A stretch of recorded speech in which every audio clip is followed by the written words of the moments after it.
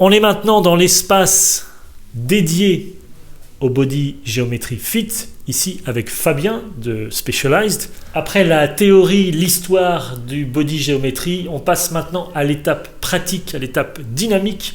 On va donc voir avec Fabien le Body Geometry Fit. On y va? C'est parti!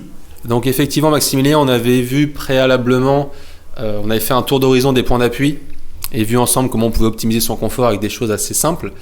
L'idée du Body Geometry Fit et de cette méthode de positionnement, c'est d'aller plus loin et d'aller chercher vraiment un réglage optimal sur son vélo en prenant en compte un maximum de paramètres. Donc on va le voir, le Body Geometry Fit, il s'effectue en plusieurs étapes et avant d'être réglé sur son vélo, avant cette phase de réglage dynamique, on va faire un check-up ensemble physique complet. On va regarder ton niveau de souplesse. Donc j'espère que tu t'es bien entraîné, que tu as fait du stretching avant de venir. On va observer également d'autres éléments comme tes angulations naturelles au niveau des genoux. On avait parlé d'angulation des pieds préalablement pour ceux qui suivent, au niveau donc du calage des pieds. L'autre élément qui va être intéressant, qui fait la différence du Body Geometry Fit par rapport à d'autres approches, ça va être de prendre en compte toute potentielle asymétrie, notamment en termes de longueur de jambe, qu'on va pouvoir intégrer et qui va nous permettre d'optimiser le réglage en dynamique. Ok, super. Alors par quoi on commence tout de suite? Il y a une partie entretien préalable, savoir un peu comment je pratique le VTT, comment tu fais ou comment vous faites avec chaque client pour commencer ce Body Geometry Fit.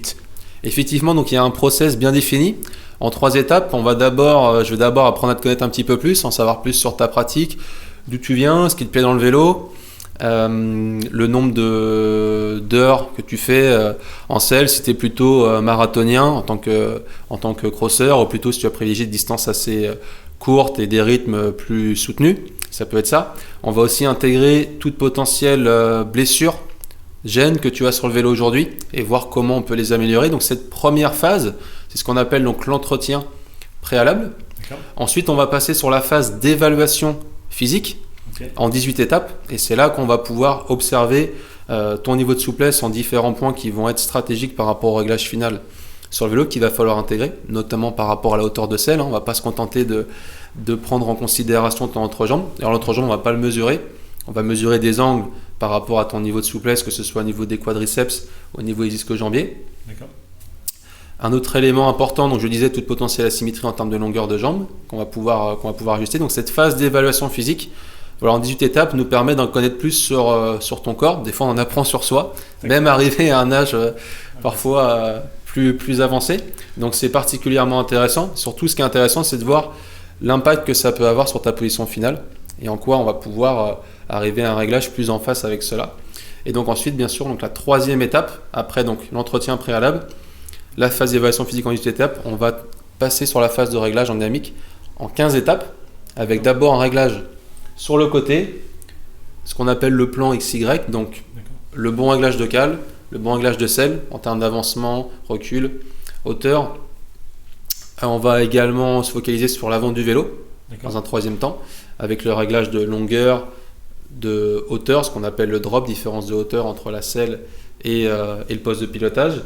Et là aussi, je parlais de l'avantage du Body Geometry Fit avec cette analyse physique. Un autre élément qui est particulièrement intéressant, c'est qu'on va observer ton pédalage de face, en phase finale, sur le vélo, et on va essayer d'optimiser ton alignement pied, genou, hanche. Voilà. Donc pour synthétiser, je disais 3 étapes, entretien préalable, évaluation physique et le réglage dynamique, ce qui correspond à peu près à 2h30 de temps.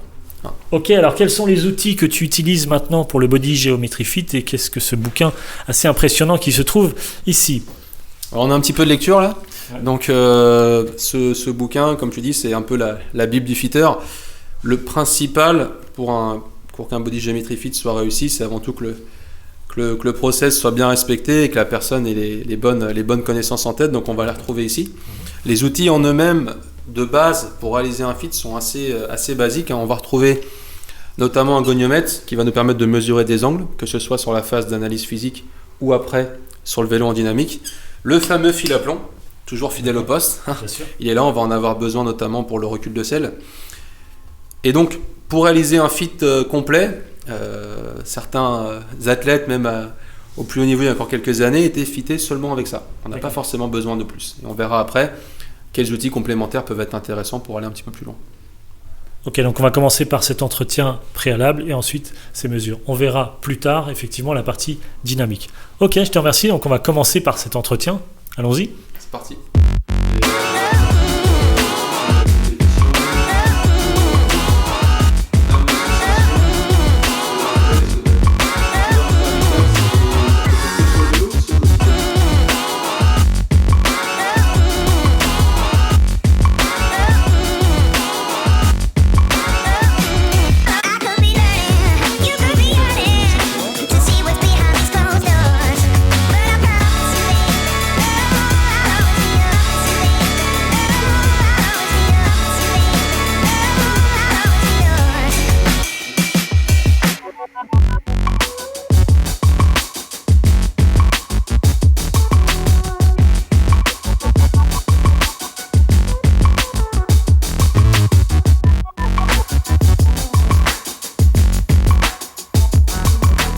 Merci Fabien pour cet entretien préalable et cette analyse physique. C'était donc les 2 premières étapes du Body Geometry Fit. On va maintenant passer à la partie dynamique. J'attends ça avec impatience. On y va.